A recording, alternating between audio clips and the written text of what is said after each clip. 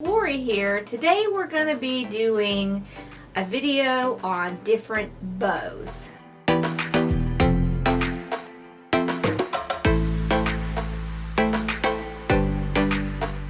Okay, so one of the first bows we're going to do is we're going to do a double bow.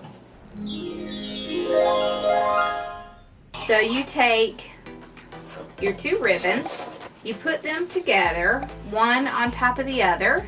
You measure out 12 inches, and then you fold it over. So what you're doing is you're folding the pretty side to the outside, and then all you're going to do is fold it over 6 times.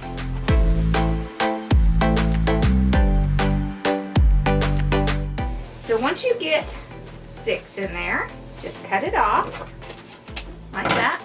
And then what you're going to do is you're going to take this stack and you're going to fold it over. So I have my cut off piece in the middle, and you want to press down so that you have a fold. So the reason that you need that fold is because you're going to cut a little slit in it. Now don't be nervous if you do this, because it will work.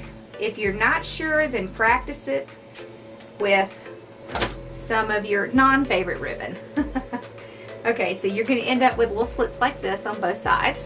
And I've already cut this, but what I did is I cut an entire yard of both ribbons. And then you want to find the center, and what that does is that gives you 18-inch tails. I'm going to pinch the center. I have a piece of 26 gauge wire that is cut about 26 inches. I'm going to take this, and right here is where I cut it off. I want that to be on the bottom. So I'll set this together. I'll take my wire, go right through my slits, and then you want to, on the back, you want to tie it as tight as you possibly can. Now if you have trouble with your hands, get some needle nose pliers and you can grab it and twist it with that. Okay? So it looks pretty ugly right now. It just looks like a flattened bow, but that's okay, because what we're going to do is we're going to start pulling it out. So you want to go to the center and pull out this piece. This is just a scrap piece, and just push it to the back. What you're looking for is where the ribbon is back to back, okay? So after you get your tails out of there, move them to the back.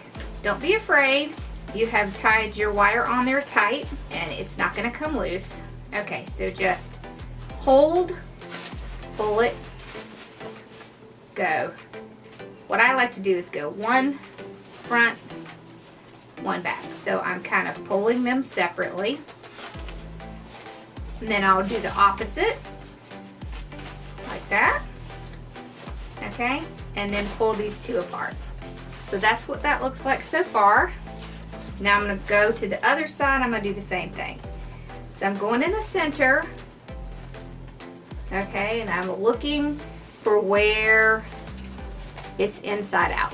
I'm going to pull that one back, that one forward, this one forward, this one back. And so you can see what I'm doing. I'm alternating my pattern. So back, forward, and separate. So what you can do is hold the bow by the tails right here, and then just start arranging all of your loops. You can also put it on a wreath and do this. You can use your fluff box. So I love this thing. This is the fluff box. It's just a heavy piece of wood that has a hook in the center and a nail on the side. And when you're making a bow like this, you can just slide it on and then hook it with the little nail. And what that does is it holds it in place while you pull out. One thing you want to make sure is that you don't have any pieces that are twisted in the center. That's why we sliced it, so that you can fix that. So you just want to keep moving them around. You can pull some up, some down, and then just stick your hands in and fluff it out. And just like that, we have a bow.